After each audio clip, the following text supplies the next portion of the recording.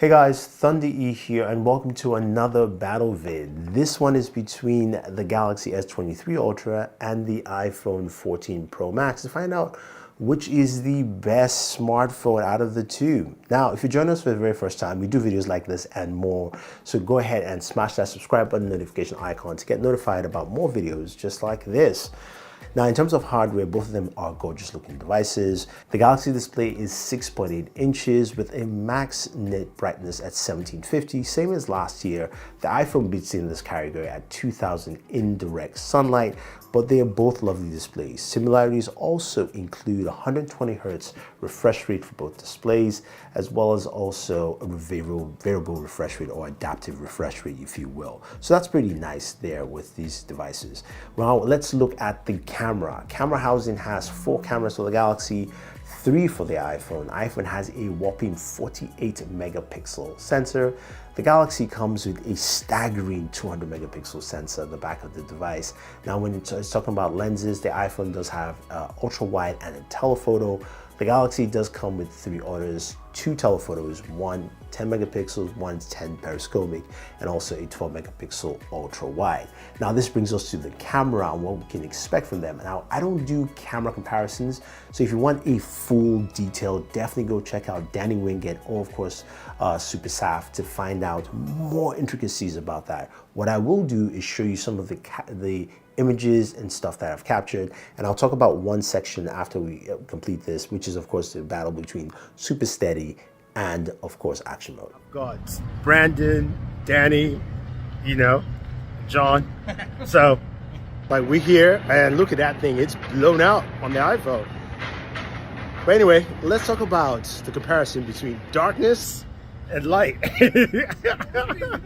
I know, right? That was crazy. Anyway guys, welcome to my comparison between the Galaxy S23 Ultra and the iPhone 14 Pro Max. It's gonna be fun. I like the fact that both of them have features that are beneficial to one or the other.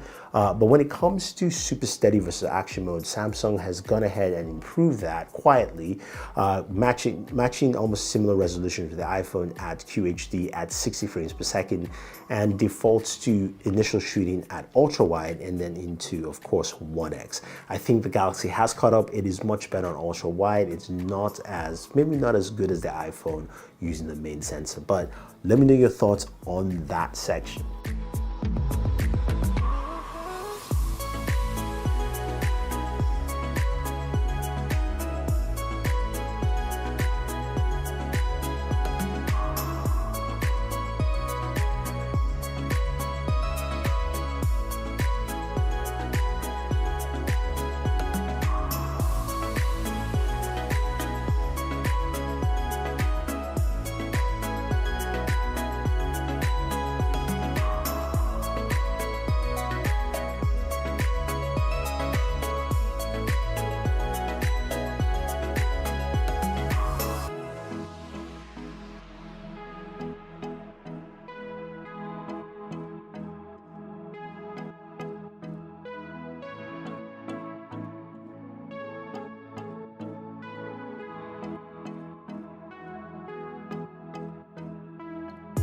Now, some of the other aspects of the hardware I think you would like, of course, is the processor. We have the A15 Bionic on the iPhone 14 Pro Max, which we know quite well.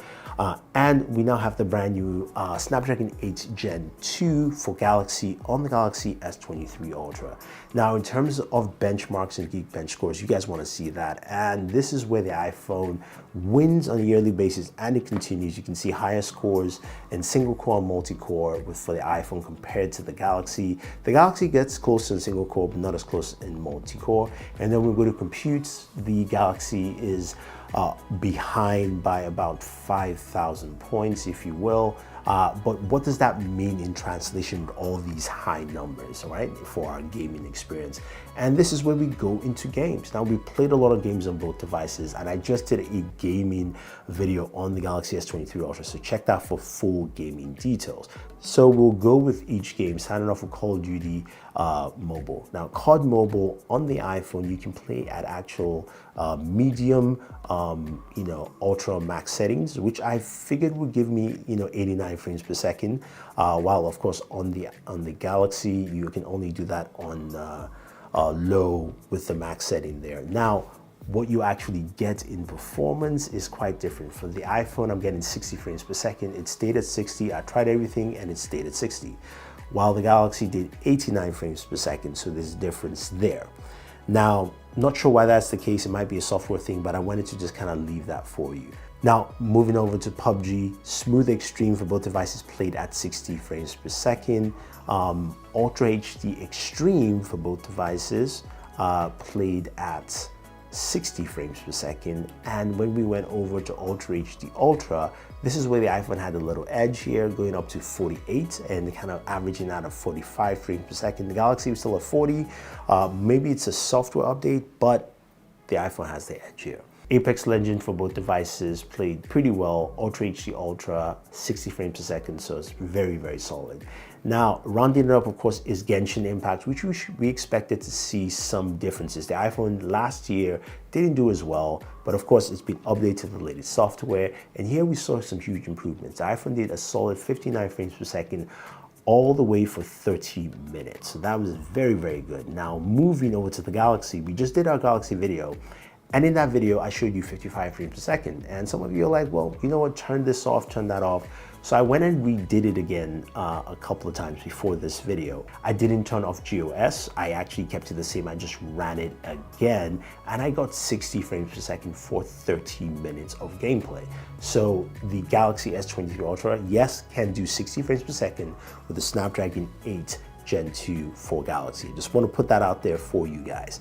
Now this brings us into temperatures. So what kind of temps were we getting? Well, I'll put it this way. For the iPhone 14 Pro Max playing Genshin Impact, the maximum I got was roughly around 117. It started getting really hot at 110, and this is roughly at the 7-minute mark. So from then on, temperatures went all the way up to 117. Actually got rather hot. While the Galaxy S23 Ultra stopped at 107 degrees, and this took roughly around 20 minutes of gameplay time for me to get to that temperature. So that's very important in terms of cooling and also the kind of temps you're getting with these devices. When it comes to gaming, it looks like they're evenly matched, but again, that's just something to take note. You can see the differences there with both of them. But of course, speakers is something that's quite important to a lot of people, and we just did a speaker test where we saw how they both performed.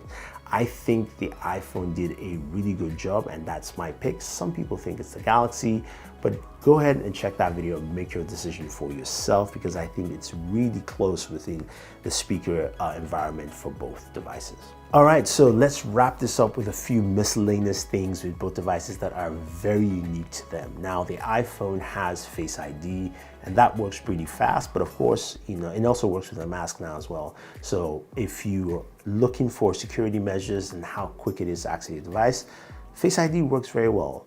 The Galaxy has, of course, facial recognition, but also uses fingerprint sensor. And they've got one that I think has been updated. It's very responsive, very fast on the end, the S23 Ultra, which makes it quite unique. Now, the other thing here is that the Galaxy S23 Ultra has the S Pen. We know the S Pen has a ton of features, and it's built in. It's something that no other device on the market has, and that is quite unique.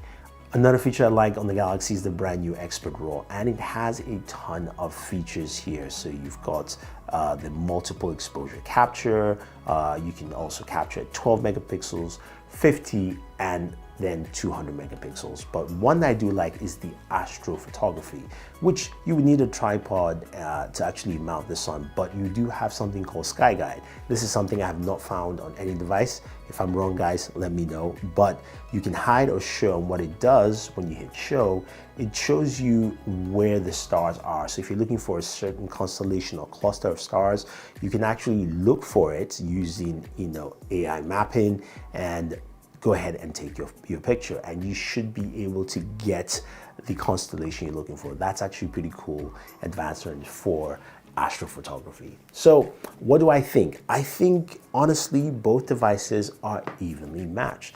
I think Samsung has done a great job in improving the things that didn't work well with the S22 Ultra into the S23 Ultra here, especially when it comes to the camera and the gaming features. I think it really does well.